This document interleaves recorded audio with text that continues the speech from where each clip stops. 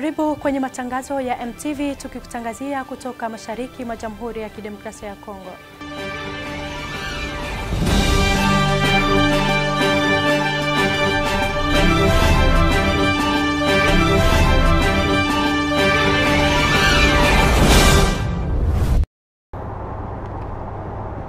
En consolidant davantage la diplomatie économique propulsée par le président de la République, Félix Tshisekedi, le ministre de l'Industrie, Julien Paluku-Kahongya, a vécu hier samedi le miracle chinois de la province populaire de Hunan, en visitant les usines de la société TBA, le numéro 1 mondial de la fabrication des transformateurs du courant électrique avec la plus grande capacité planétaire, installée dans des parcs industriels dans la ville de Yangyang. Accompagné du chairman de cette entreprise, Zhang Yanmin, le ministre de l'Industrie a eu droit aux explications sur le processus de production de ces transformateurs avec la mise en contribution des robots. Très émerveilleux, Julien Paluku-Kahongya a demandé à la TBA de venir s'installer rapidement en République démocratique du Congo pour ainsi aider ce pays à réduire la facture des importations dans le secteur de l'électricité. Les prix qui sont très compétitifs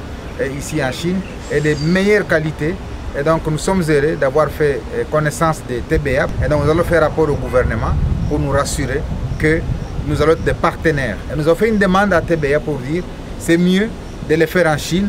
mais c'est encore davantage mieux si on les faisait chez nous en République démocratique du Congo, pour que nous soyons les réseaux en Afrique centrale de distribution de tous les produits TBA. Juste après, un véritable homme de terrain, le ministre de l'Industrie s'est rendu dans la ville de Yeoyang, où il a visité dans la nuit les usines de la société Saphir Céramique, spécialisée dans la production des carreaux et faïences, à quelques semaines du lancement de la production des carreaux et faïences Made in Congo dans la zone économique spéciale pilote de Maluku par cette dernière. Très fier, Julien Paluku-Kahongya a fait attendre que l'argile du Congo central et de l'Est sera désormais valorisée car elle constitue la matière première. Des Maluku en Chine et des Chines des mers Maluku, je suis venu finalement voir ce que nous allons commencer à produire à Kinshasa pour finalement capter les marchés des matériaux de construction, parce que c'est des millions de dollars qui sortaient de la RDC pour aller chercher des carreaux de faïence, etc. On vient de voir de nos propres yeux que c'est fait ici en Chine et que ça sera fait demain à Kinshasa. Donc c'est un sentiment de satisfaction que le président de la République nous ait poussé vers l'industrialisation du pays par la production locale.